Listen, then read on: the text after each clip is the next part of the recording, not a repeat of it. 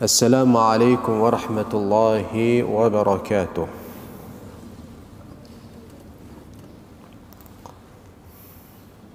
Bir günü Hazreti Peygamber sallallahu aleyhi ve sellem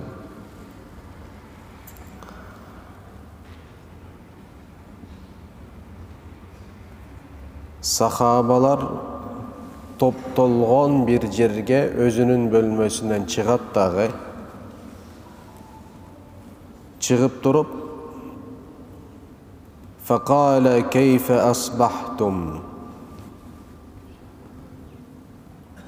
суроо берет.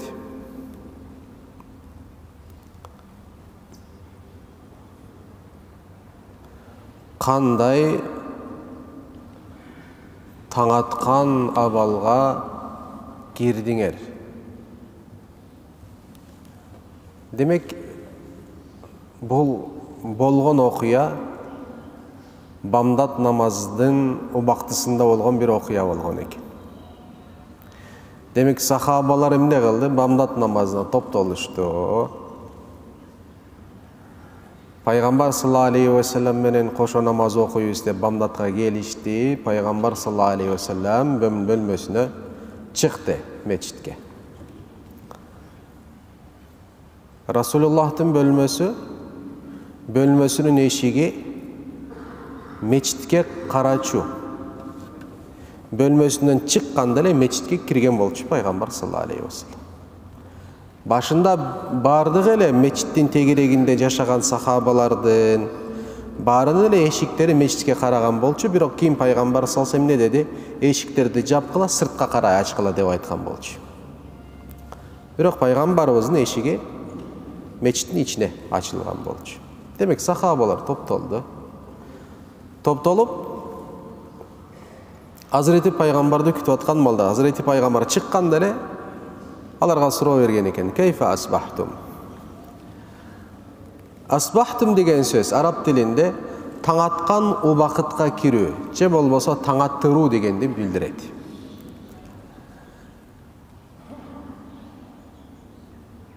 Ооба. Эртең менен турасыз, көзүңүздү ачасыз. Ачканда бир абал болот адам баласында. Баарыбыз ошондойбуз. Кээ бирөөнүн жүрөгүндө бир кайгы капа болсо, ачканда эле башында ошол келет, дары оюн ошол келет. Ачканда эле келет. Кимдин жүрөгүндө, ички дүйнөсүндө эмне бар болсо, көзүн ачканда дары ошол чыгат. Дары биринчи ой ошол болот. Пайгамбар саллаллаху атат биякта, алейхиссалату вассалам. Биздин түшүнүгүбүз ошондой. Силер уктап тургандан кийин көзүңөрдү ачканда абалыңар кандай эле? Кандай абалдан Пайгамбар саллаллаху алейхи ва саллям сурап атат. Эмнени сурап атат? Иманын сурап атат. Иманыңар кандай деген мааниси. Биз жолуккан учурда, кээ бир учурда ошондой баягы кээ бир таксырлардын айткан баягы колдонгон сөздөрү бар да. Имандашуу деген сөздү колдонушат. Өзү имандашуу деген сөз жок негизинде. Имандашуу деген сөз эмнени түшүндүрөт билбейм, бирок менин оюмда ошондой бир маани окшойт. Имандашуу деген сөз отуруп алып, диний маек куралы, бири-бирибизге Алла Таала жөнүндө насаат айталы деген маанисинде окшот. Имандашуу деген ошол окшот. Болбосо кыргыз тилинин түпкүрүндө дагы имандашуу деген сөз бир маани туюндурбайт. Араб тилинде да андай маани жок. Имандашуу деген сөз жок араб тилинде дагычы. Демек, бул баягы жеке ошол адамдардын колдонгон бир сөзү болуп калды деген сөз болуп калат да. Түшүнүүгө аракет кылабыз дайыма. Ооба. Бирок сөздө ката кеткен болсо айтууда милдеттүүбүз. Могу жерде мындай колдонбой эле коелу, мындай сөз колдонолу. Себеп дегенде туугандар, бир нерсе бар да, бизде азыр мына союз мезгилин өттүк. Дин эркиндигине кирип баштагандан баштап туруп бизде dini sözdördün sözdügü kalıptana başladı mı? Azırkı vakka çeyin kalıptanıp jatat. Düşün atasılar var. Ava. Bul dini sözdük. Biz Müslüman bolgondan keyin bizdin dini sözdügüz boluş kerek. Misal ар bir sözdü biz düşündüre berбейбиз. Туурабы, туура эмеспи? Iya. Misal ayta турган болсок, misалы парз деген сөздөн алганда, парз деген сөздү алганда ар bir мусулман парз дегенди жакшы түшүнүш керек. Парз дегенде бул жөнөкөй эле бир сөз эмес. Тур, отур, же, укта деген сөз эмес бул. Парз деген сөздүн ичинде белгилүү бир маани камтылган. Ошол маанини ким камтыйт, ким жүктөдү? Алла жана Алланын элчиси жүктөдү. Алымдар кийин болсо парздын бизге аныктамасын берип койду. Ошол парздын аныктамасын билүү зарыл мусулман деген. Мисалы, парз менен важиптин айырмасы эмне дегенде, рядовой мусулманын ошону эмне кылыш керек? Чотко, так, ачык, айкын жообун бериш керек. Парз менен важип эмне деген суроого мен мусулманмын деген мусулман жооп берүүсү өзү милдет болуп эсептелет. Ооба, себеп дегенде парз бир өкүм, важип да бир өкүм. Ошол сыяктуу диний сөздүк калыптанат. Эми диний сөздүктүн калыптануусунда туугандар, негизи аалымдар ошол тилди колдонгон, тилдин ээси болгон аалымдар аябай чоң салым кошуусу зарыл. Карасаңыздар, бир нерсе айтам дагы, мисалы, коом ичинде диний сөздүктүн калыптануусунда эл биригип туруп, бир жамаат болуп туруп, жамааттын өз ара болгон мамилесинен улам чыккан диний сөздүк пайда болот. Ооба. Ошол диний сөздүктү аалымдар алып туруп колдонбошу керек. Бул өтө маанилүү. Түшүнүктүүбү? Себеп дегенде диний сөздүк диний илимдерге, шари илимдерге түзмө-түз байланышы бар. Ошондуктан аалымдар элдин колдонгон сөздөрүн алып туруп, ошол кафедра, трибуна, күрсү иши кылып, михраптан, минбардан ошол сөздөрдү колдоно турган болсо, бул туура болбойт. Туура болбойт. Эмне кылыш керек? Ылгап туруп, тандап туруп, туурасын алат, колдонот дагы, туура эмесин эскертет. Мисалы, ыймандашуу деген сөз эч кандай бир маани диний жааттан да туюндурбайт, кыргыз тили жааттан да туюндурбайт. Демек, ыймандашуу деген сөзүн биз өзгөртүүбүз зарыл деген сөз. Ооба. Бул өтө маанилүү.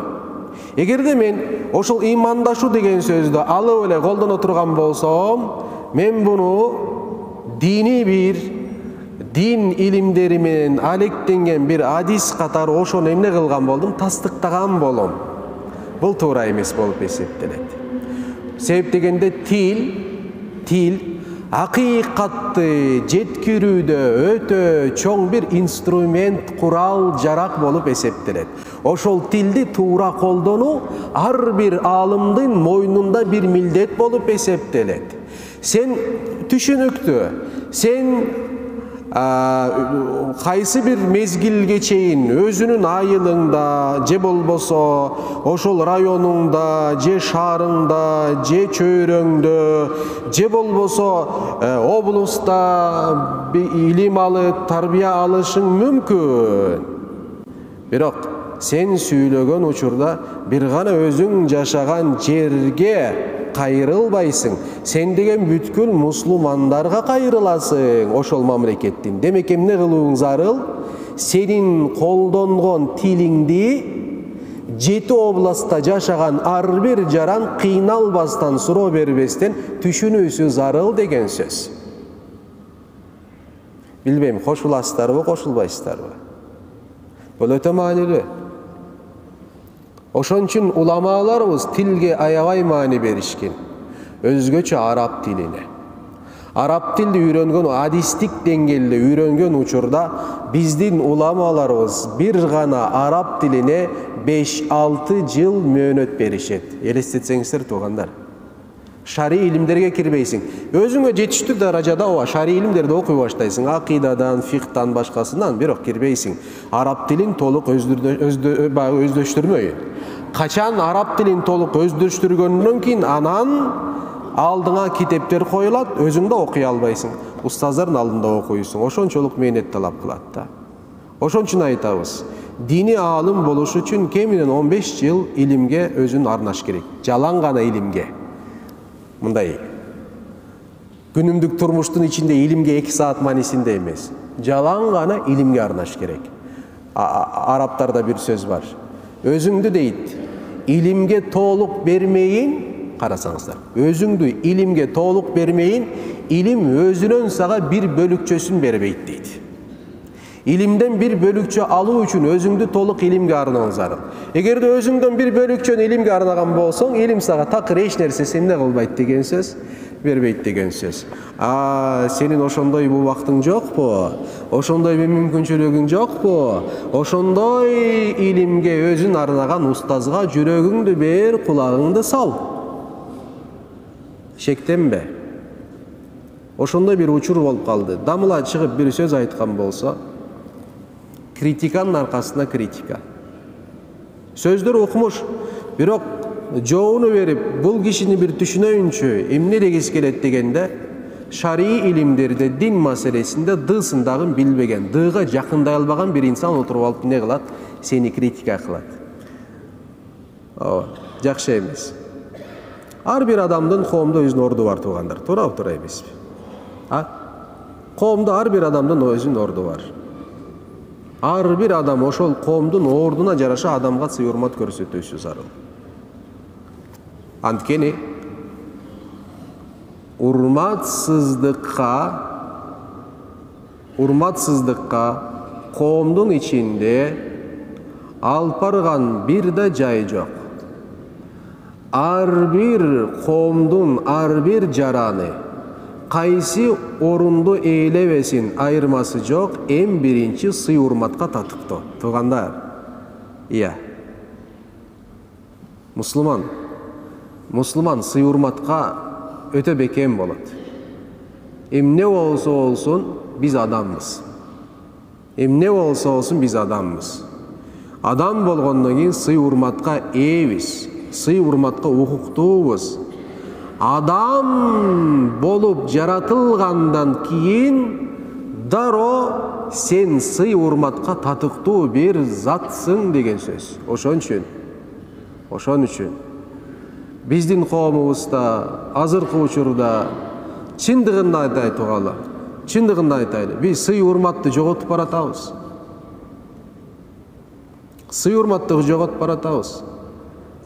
Отуруп алып теги парламенттегилерди сындайбыз, бири-бирөөнү сыйлабайт да, биз да ошондойбуз.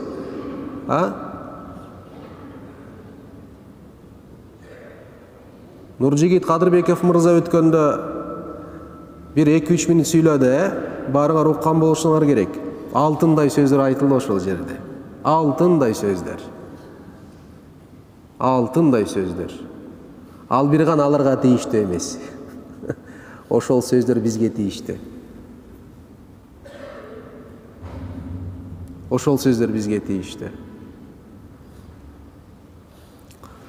Прагматизмдин алып келген эң жаман нерсеси бул урматсыздык дароо жоголот. Прагматизм деген сөз өзүмчүлдүк деген сөз, мен эле деген сөз. Bundan arılısыбыз зарыл, bundan биз тазалануубуз зарыл, туугандар. Өзү мен деген сөз жакшы эмес.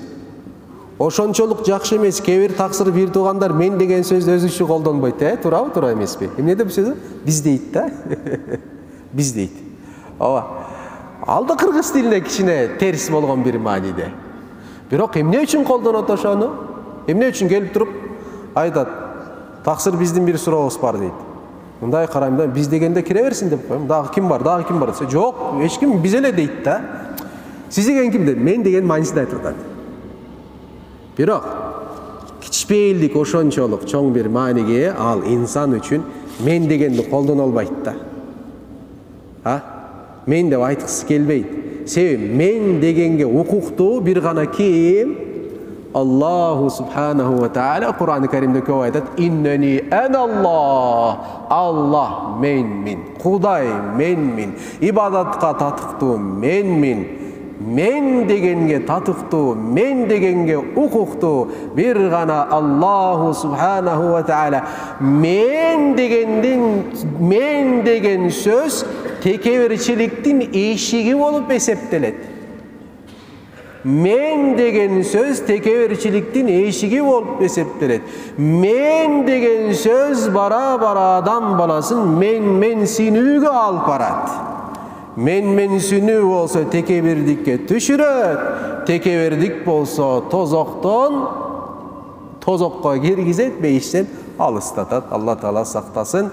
Resulullah aleyhissalatu vesselam aytat: "Men kana fi kalbihi mithqalu zerratin min kibrin."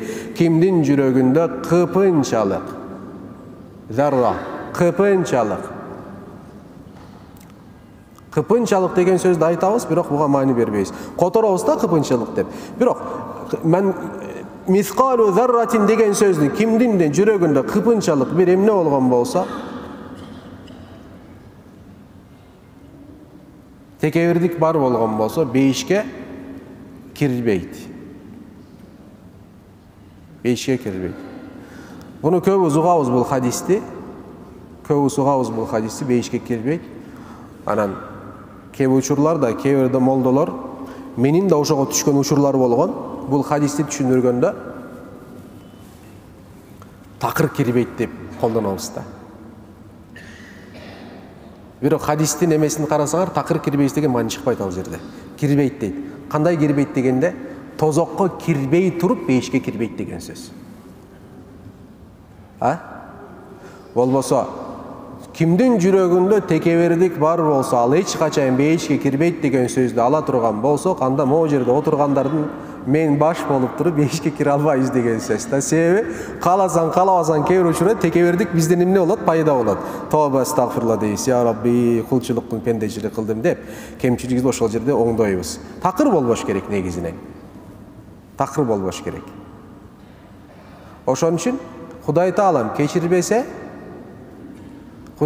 keçirbese tekeverçilikti. Tekeverçilik bul tüzmötüz Hudaydın sıfatın özüne ıra körü degendi bildiret. Sebebi tekevirdik degen sözdün manisi ululuk degen söz. Tekevirdik ululuk degen söz. Ululuk kimden sıfatı? 99 koz ısındardan birösü Allahu subhanahu wa ta'ala el-kibriya'u. Je bolbosu sıfatlardan birösü Kur'an'da Haşr surösünün akırkı ayetinde aytat. Huvallahu'l-lezî la ilahe illâhu el-melikul, kuddusus, selamul, mu'minul, muhayminul, azizul, cebbarul, mutekebbir. Mutekebbir. Allah'ın sıfatı. Mutekebbirul, halikul, bari. Bu menime götüp kettim. Dige 99'ıma götüp kettim. Mutekebbir Allah subhanahu emnesi olup eseptiret, sıfatı olup eseptiret. Tekeverlengen insan, tekeverçigi bar bolgan insan abalı menen kanday süйлөйт bilesizlerbe? Abalı menen süйлөйт. Allah'ın bu sıfatı bir gana Allah'nıkı emes, mende de oluş gerek dep süйлөйт. Korkunç oşol jerde. Oşol üçün bu hadisti oşol jattan түшtөz. Kimdin jürögünde kıpınday degen sözdün manisi kıpın, zarra degen söz çаңдын bir danası degen söz. Çaң barбы? Çaң uçat. Azır çaңды közgө görбөйбүz.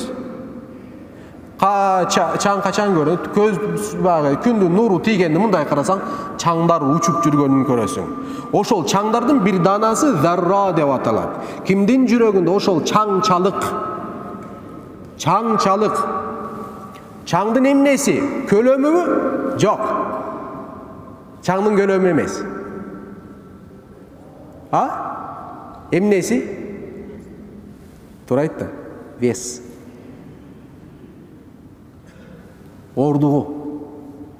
Çaң orduğu kançalık bolsa, oşonçoluk jürögүндө emne var bolsa, tekeverçilik bolsa. Emi sura, azırkı uçurda bizde çaңdын orduğu kança ekendigin tarta turgan taraza bar mı? Iya. Allah'ın kudretini kara. Oşon tartıp koyat kıyamatты. Oşonçoluk bar bolçusun jürögүндө dep. Girбейсиң kay жерге? Beyişke. тозокко барасың. Ошол чаңчалык болгон текеберчиликти жуйсуң, тазалайсың, анан бейишке киресиң. Эгерде кечирбесе, кечирген болсо Кудай Таалам, ал сенин чаңдана, чаң эмес, бир тоодой текеберини карабай эле, тоодой, чаншан тоодой текеберчиликке карабай эле бейишине киргизип коёт. Алла Таала кудуретти. Алла Таала боорукер, Алла Таала мээримдүү. Бирок мээримдүү деп эле кереги жок. Урдура бербе. Алла кечирет деп эле текебер болба. Туурабы, туура эмеспи? Ошондой болуш керекпиз. Ошо кимдин жүрөгүндө мисқал зарратин, мисқал деп атат. Мисқал деген орчулук деген сөз, вес деген сөз. Мисқал зарратин мин кебрин бешке кирбейт деп атат. Алла Субхана Таала иншалла эмне кылсын, бизди мындан сактасын. Маселе ошондой. Бул хадисти ошол жаттан түшүнүш керек. Себеби адам баласы эмне кылат? Алланын такаббур болгон ысымына эмне кылып атат? Аракет кылып атат. Менде да ошол болсун. Мен да ошого татыктуумун, мен да ошого укуктуумун деп эмне кылып атат? Жаңылыш, адашып атат. Аллам сактаган болсун иншалла. Пайгамбар алейхиссалату вассалам ошондой айтат. Эй сахабаларым, кайфа асбахтум? Таң атканда кандай таң аттырдыңар? Кандай ойгондуңар? Дегенде сахабалардын жообу бир. Асбахна муъминина биллахи. Аллаху субханаху ва таалага толук кандуу, шексиз, күмөнсүз иман менен таң аттырдык дейт. Жүрөгүбүз иман менен толгуна балды дейт. Алейхиссалату вассалам ошондо кайра суроо берет. Факала ва ма аламату иманикум? Сахабаларым, имандуубуз деп атасыңар, далилиңер кана дейт. Имандуубуз деп атасыңар, иманды жүрөгүңөрдө иман толук экендигине ишарат кылган, көргөзгөн, ошол эмне кылган аламаттары кана дейт. Айткылачы, кандай билебиз силердин жүрөгүңөрдө иман бар экен? Дегенде үч нерсени айтат. Калу, жоон беришти. Насбиру алал балаи. Башыбызга Алла Таала тарабынан, Алланын каалоосу менен башыбызга кандай түйшүк, кыйынчылык, бале, сыноо түшкөн болсо, ошолордун баарын биз тосуп алабыз сабырдуулук менен. Насбиру алал балаи. Сабырдуулук менен. Мусулман кандай мусулман дегенде, мусулман сабырдуу бир кул деп айтылат. Эң улуу сыпаттардан бирөөсү улул азым деп коебуз. Пайгамбарлардын ичинде улуу болгон пайгамбарлар бар. Биздин пайгамбарыбыз Hazreti Musa алейхиссалам, Hazreti Isa алейхиссалам, дагы 2-3 пайгамбар бар. Булар айтылат. Улул азым пайгамбарлар. Булар кандай ошондой даражадагы пайгамбар дегенде сабырдуулугу менен дейт да. Сабырдуулукка ээ болгондугу үчүн. Аюп алейхиссаламдын сабырдуулугун алсаңыздар. Якуб алейхиссаламдын сабырдуулугун алсаңыздар.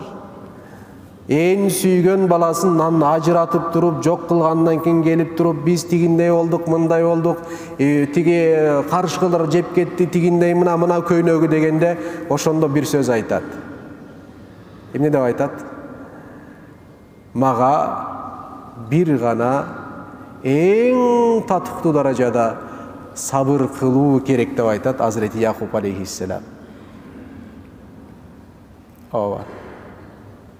Yunus aleyhisselam'dın sabırdуулугун карасаңыздар.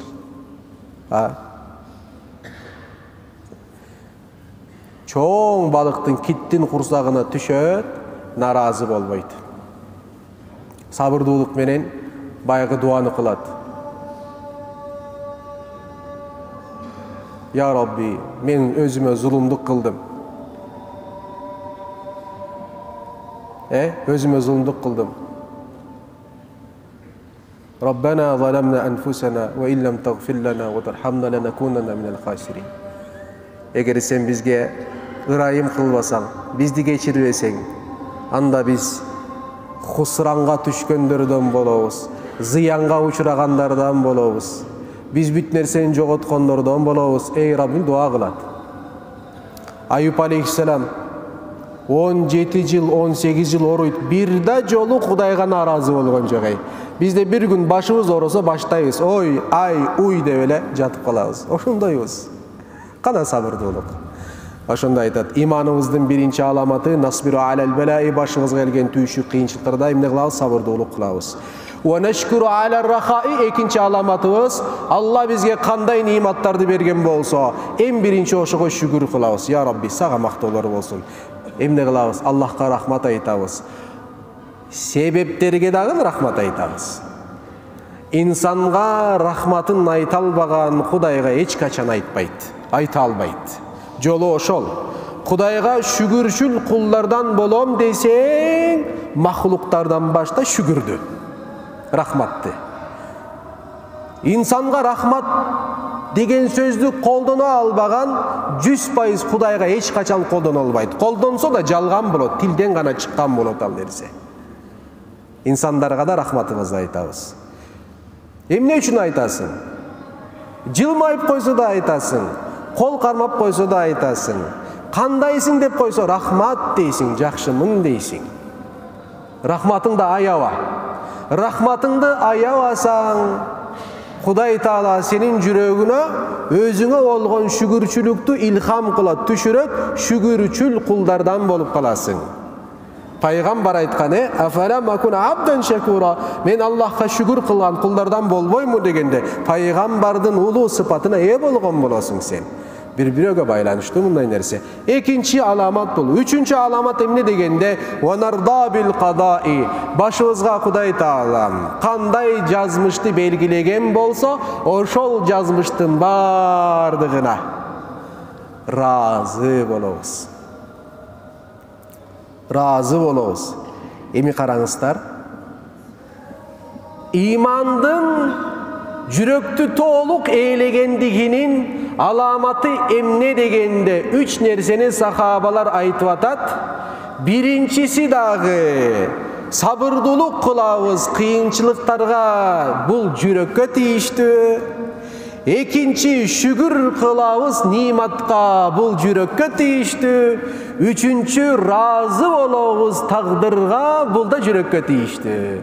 Демек кимдин жүрөгүндө иман каптаган болсо, ошол жүрөктөн бир гана изгиликтер эмне болот? Чачырайт.